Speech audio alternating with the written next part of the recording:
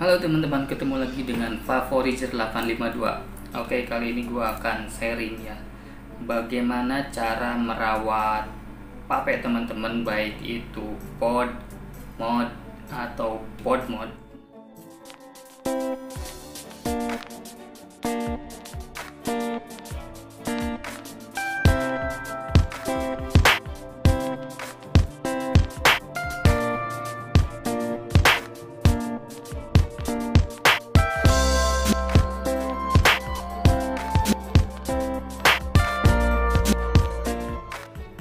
Nah, hal yang akan saya bahas pertama kali adalah masalah-masalah yang sering dialamin oleh pengguna pape ya.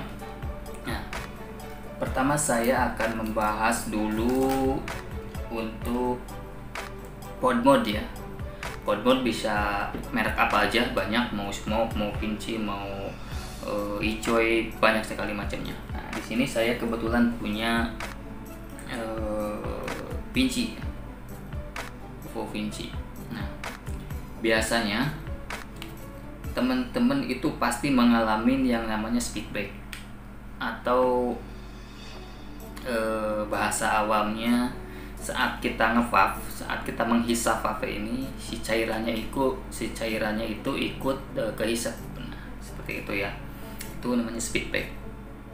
Nah, biasanya hal itu sering terjadi karena perawatan pada pape yang kita gunakan ini tidak terawat dengan baik. Hal seperti itu bisa terjadi pada pod mod seperti ini, bisa terjadi juga sama mod seperti ini, bisa terjadi ya. Nah, sekarang untuk solusinya. Untuk yang jenis pod mod ini, speed break itu terjadi karena misalkan seharian ngepep, kemudian disimpan dalam waktu yang agak lama dan tidak dibersihkan. Nah, maka itu biasanya setelah beberapa lama dibiarkan, si uapnya itu akan turun ya.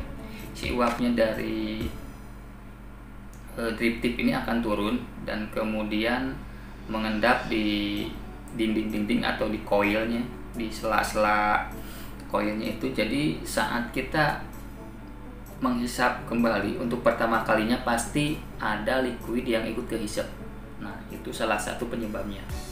Nah, makanya untuk solusinya teman-teman harus sering cleaning area sini, area dalamnya, terus di cleaning bagian ininya, dan terutama setelah kalian melakukan ngepep, biasanya kalau saya pribadi itu dalam 5-10 vav ya, 5-10 isapan biasanya saya cleaning di lubang tip-tipnya ini, di lubangnya. Nah, lubang ininya saya cleaning seperti ini,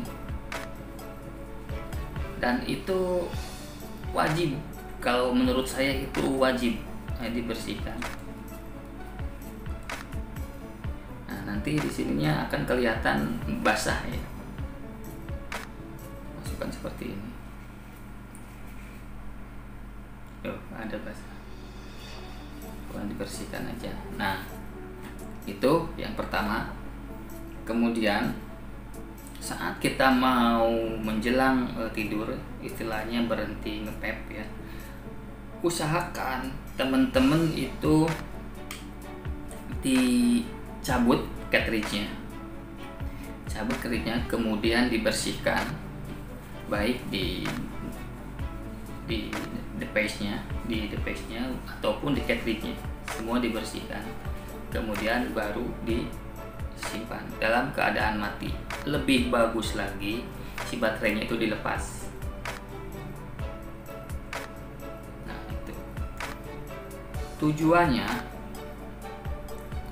apabila terjadi kebocoran atau uap yang di dinding drip tip ini turun, nah, nantinya tidak membasahin area yang pin polaritasnya.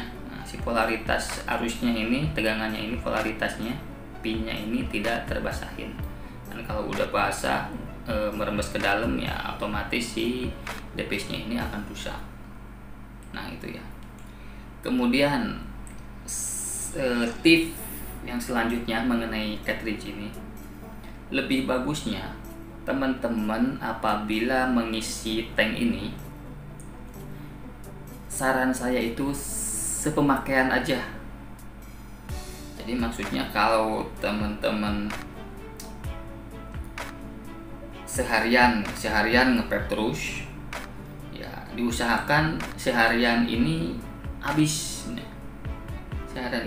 Jadi jangan sering-sering mengendapkan liquid di dalam cartridge ini ya. Jangan sering-sering mengendapkan liquid di cartridge ini, karena ini akan berpengaruh pada rasa, kemudian berpengaruh pada lifetime-nya si coil, dan si kapasnya itu berpengaruh. Nah, jadi kalau sering diendapin seperti ini, nanti saat ngepep itu rasanya akan lain, dan speedbacknya itu akan terasa ya. Kemudian dari misalkan kalau udah 2 hari diendapin, biasanya si uapnya itu tidak maksimal, jadi dia kayak semacam harus refresh lagi gitu. Nah, jadi seperti itu ya. Jadi usahakan jangan mengendapkan liquid di dalam cartridge ini, diusahakan dihabiskan ya. Nah, seperti itu. Kemudian sama halnya dengan mode yang seperti ini. Mode yang seperti ini juga perlu perawatan. Nah, menyangkut kenikmatan kita saat ngepep. Nah, biasanya sama persis seperti yang di perawatan pada mode tadi, seperti yang pinci tadi. Nah, teman-teman biasanya kalau enggak dibersihkan si tutup atomizer-nya ini, tutup RTA-nya ini, dia ini akan ngumpul si uapnya di sini, cairan liquidnya. Nah, lama-lama ini akan kehisap juga nih. Jadi alhasil rasanya terlalu manis. Nah, biasanya seperti biasa harus sering dibersihkan.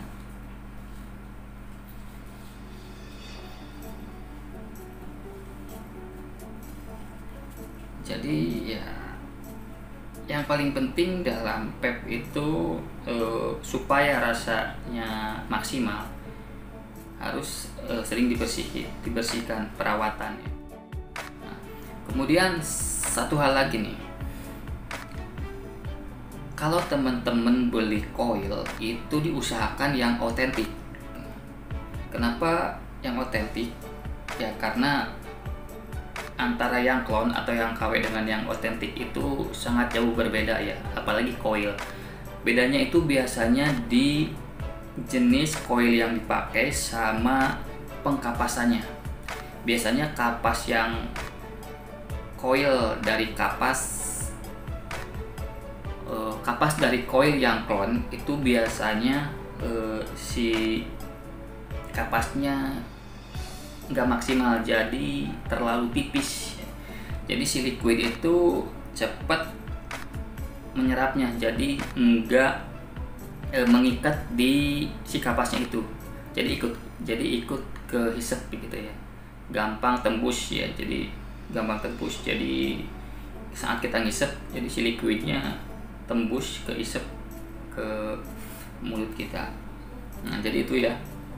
Jadi ya usahakan beli coil yang otentik, itu sangat berpengaruh sekali ya, sama cloudnya, sama firingnya dari wattnya, itu sangat berpengaruh antara clone sama otentik. Itu untuk coilnya. Nah, jadi sebenarnya sangat simpel sekali ya dari perawatannya. Oke, gitu aja tipsnya, semoga bermanfaat. Jangan lupa di like, di komen, dan subscribe-nya. Sukses terus Pak Forager Indonesia. Assalamualaikum warahmatullahi wabarakatuh.